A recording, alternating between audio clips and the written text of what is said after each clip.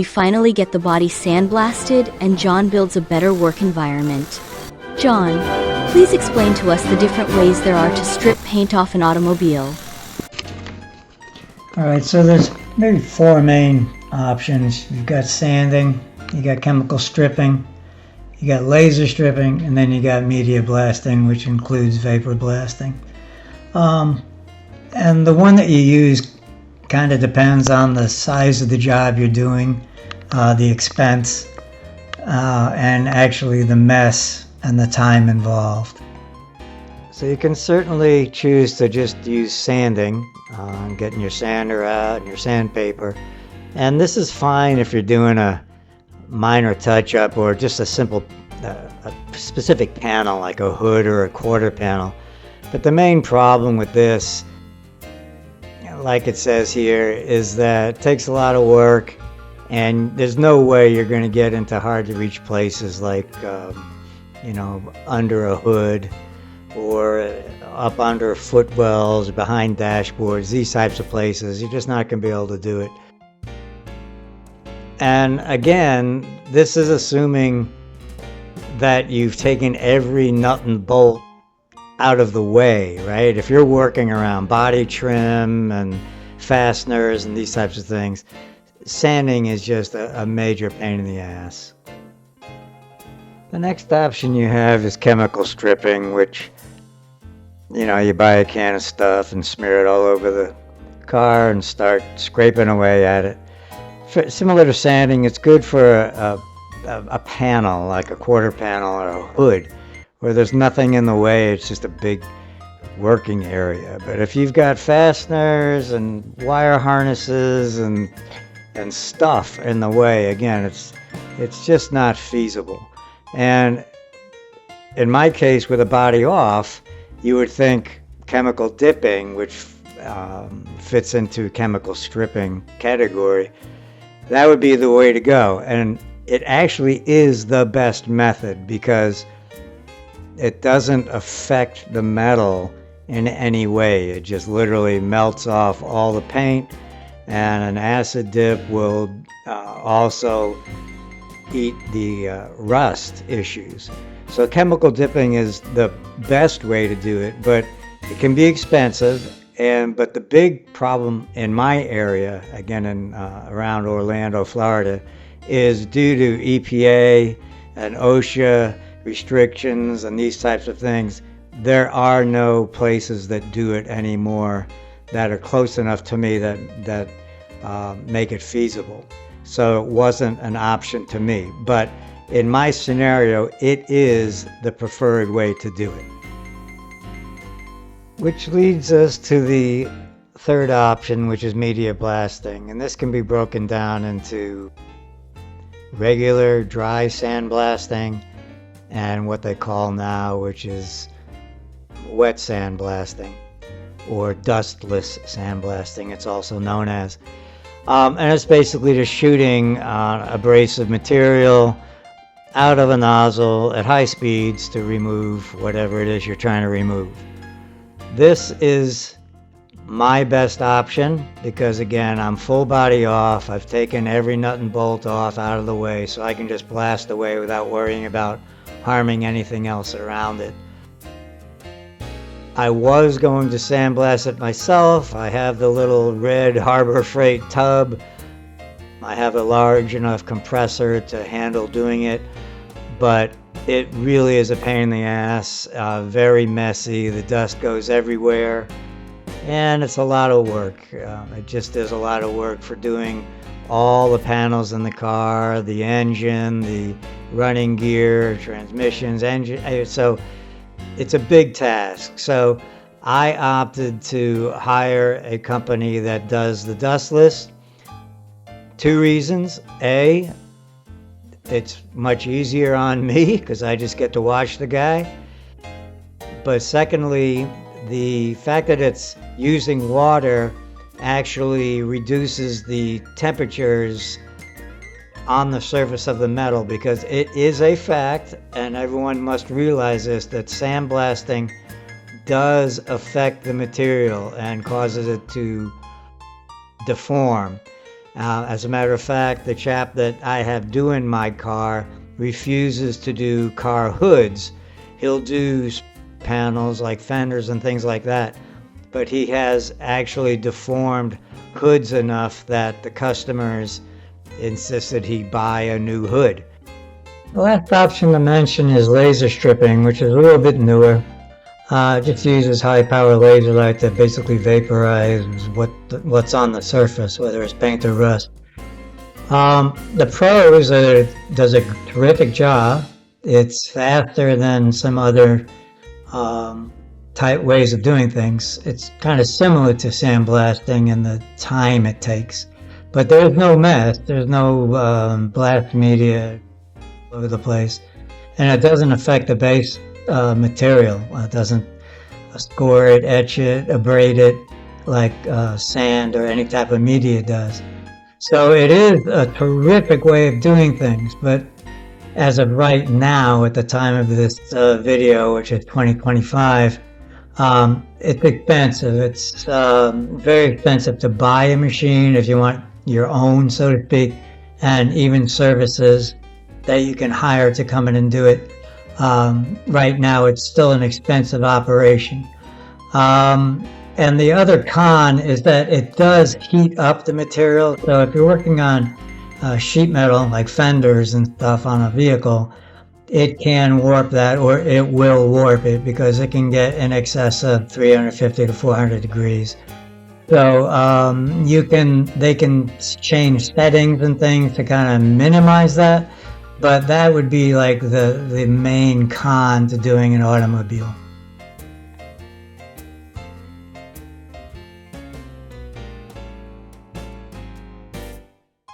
Alright, the wet blaster has arrived. This is the unit, the system.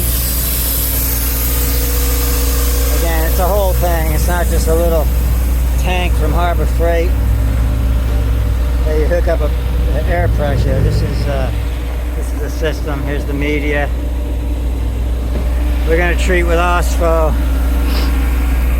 after it, and then it'll still probably flash rust, at which point I'll Ospho it one more time and let Ospho work on that flash rust to convert it.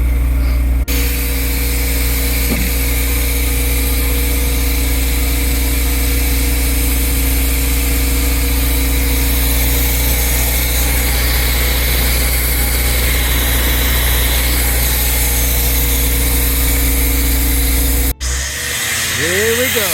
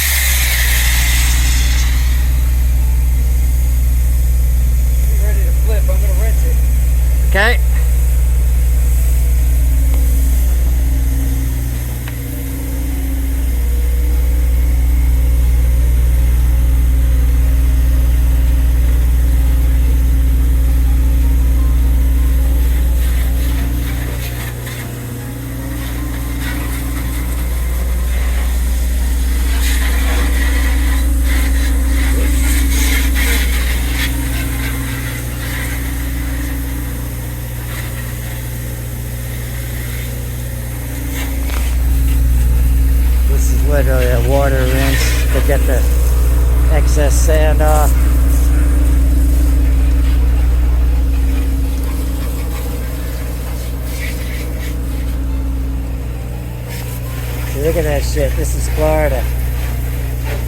What's that, 45 minutes? It's like the flash rust in Florida. It's probably about 92 degrees right now.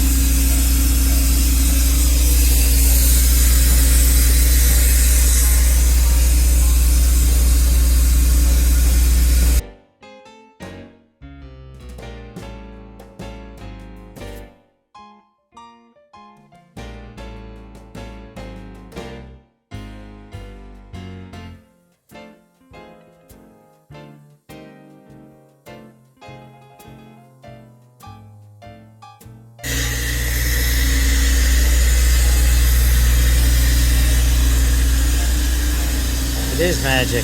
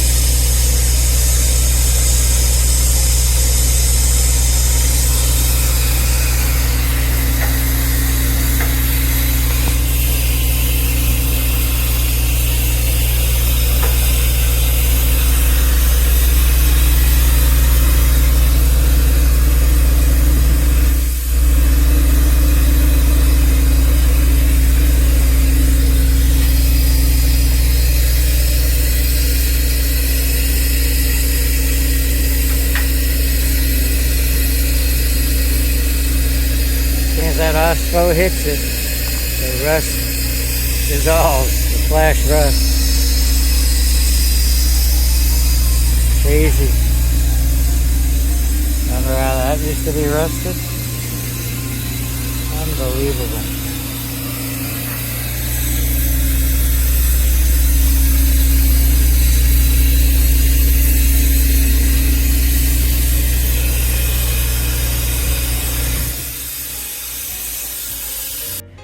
All right, folks, it's one day after sandblasting. The project car got a good dose of Ospho. That's why you're seeing it all black instead of pretty shiny. But as I said, that thing was flashing within actually less than 45 minutes, more like 15 minutes. So she's at least secure for now. I have to kind of knock that down with like a Scotch-Brite pad, just knock it down, smooth it out a little bit, maybe re-Ospho it, make sure that Ospho got down into the seams. And then she's good for 2K epoxy. And then the other project that was going on while that chap was sandblasting is my anti-hot box. As I described, it's finally done. I'm gonna put a door in that back corner too so I can get to my tools more quickly. But she's done. She's R8, which should definitely be able to contain the conditioned air from that unit. But worst case is I've got that 3-ton unit plumbed in here, so I should be able to grow icicles off my nose in this place. So Lots of stuff coming together. This all had to be done. Again, just working in Florida. It just gets unbearable in the summer. But we fixed that problem. So we've got the 67 under wraps. It's supposed to start raining here, of course. And then there's always wicked dew in the morning from all the humidity. So I'm gonna keep that covered. Since the hot box is done inside, tomorrow I made this end wall removable. So we'll peel that wall off, we'll slide the project back in and seal up the room again, and continue on in the comforts of air conditioning. Bye everyone. Next time we will review all the secrets the sandblast uncovered.